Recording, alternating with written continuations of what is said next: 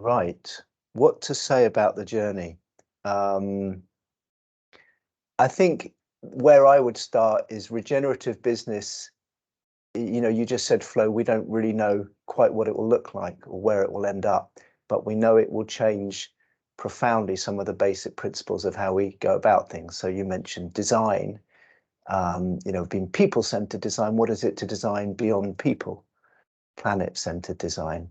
So where I want to start is the idea that as we create regenerative business, just as that's so far away from what we've been trained to do in business schools and MBAs and newspapers and ways we think about business, it's very likely that who we are as leaders or as people will have to change as much. So the basic thing I really want to leave you with in the next 10 minutes, because we'll only do something brief and a little simplistic, is can we create or can we expect leaders or professionals, business people to create regenerative business by operating in the same way and with the same consciousness and the same habits and mindsets as they do? I don't think we can. Maybe you think different. So I really like this quote. Yeah, it's not just about technology or clever economics. We have to fundamentally shift the way we see and experience ourselves. That's not a small thing. We won't get there in 10 minutes, but if we can have the next slide, let's have a little go. So from an organizational point of view, this is the wave that Flo just talked about, with one thing added on. So a lot of traditional, CSR, sustainability. Can we do less harm? Maybe we contribute to one cause. Can we do no harm? That would be great. Can we start to restore? And then this evolving holy grail. What would a business be like that actually regenerated the planet? Wow. And I've added to that do harm at the beginning. Not that the purpose of any business is to do harm, but business as usual. If we can have the next thing, what I would call business as usual, traditional business ends up doing harm, not because it tries to, but the whole way people are thinking, the whole level of consciousness, we create harm. So this line above is another way of talking about the organizational journey, from a traditional, we're not that bothered, to efficiency. We'll do less harm, we'll change light bulbs, we'll recycle paper, we'll change our heating system, to really where many organizations are now, sustainability. Let's really think about this. Can we do no harm? Can we restore?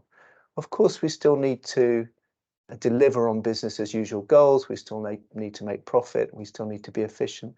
And then finally, regenerative. And what might that mean? Well, Flo will talk more about that afterwards.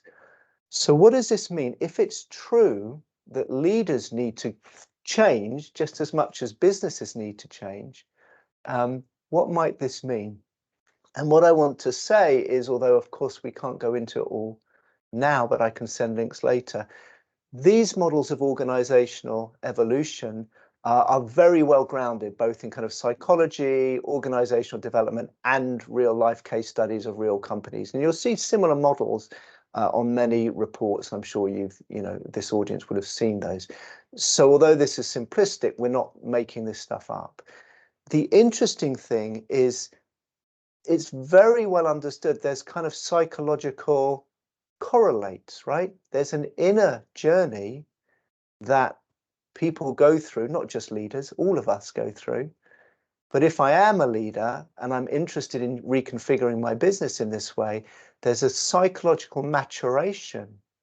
There's a process of steps that I go through in the way I see the world, what drives me, the sorts of changes I'm wanting to create in my business. So let's look at those.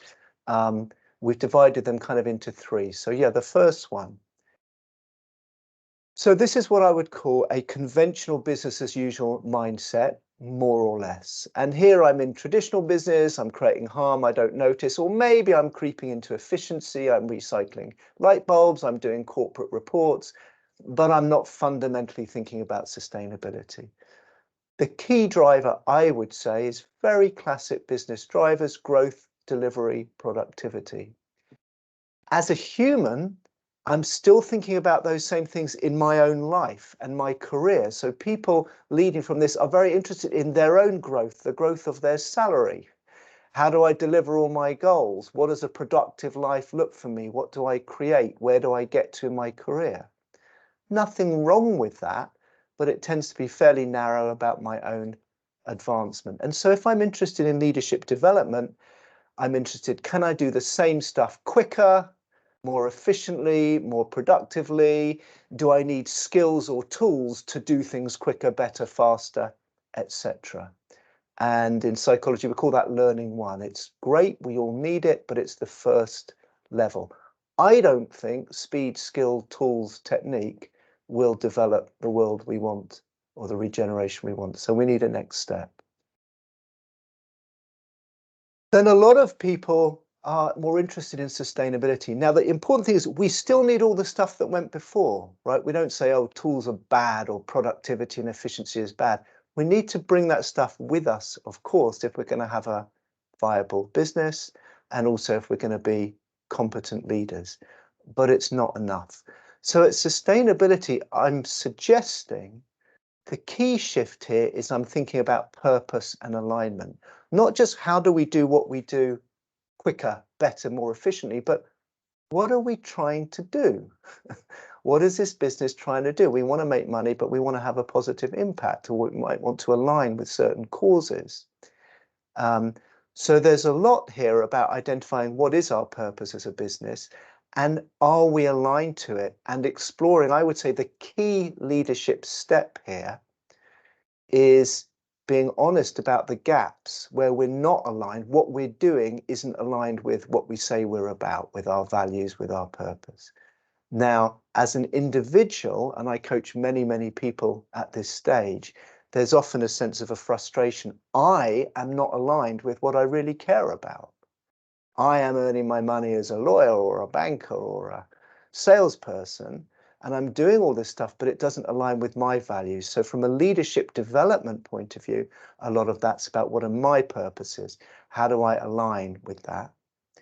But as a leader working in this space, I'm going to be creating those spaces in my organization. What are we doing? How do we align? What are the gaps? Where are we not delivering on the things we say are important about planet and society? So key skills here, whether it's for myself or in the organization, is how do I surface those gaps? How do I start to explore and experiment with new ways? How do I notice the beliefs I have that keep things in place? And the spirit of inquiry, curiosity rather than solutions. Now, if we're really curious and really realize we don't know and always open to those gaps, we might realize there's another step. And I think this is kind of the edge, what's starting to happen. Yeah, if we can have the next box, if it exists. Yeah, it's hopefully coming. It exists. Yes, Maybe it doesn't does. exist. I think there's a little frozen. Yes. Maybe no one knows. It would be really funny if it was just an empty space. That actually would satisfy me a lot. Okay. I think in sustainability, we're really exploring, and people are doing some amazing stuff. Pioneers, I think, are really willing, again, personally and in their organizations, to take a radical step into a space where we really don't know, but we're really driven by purpose and alignment.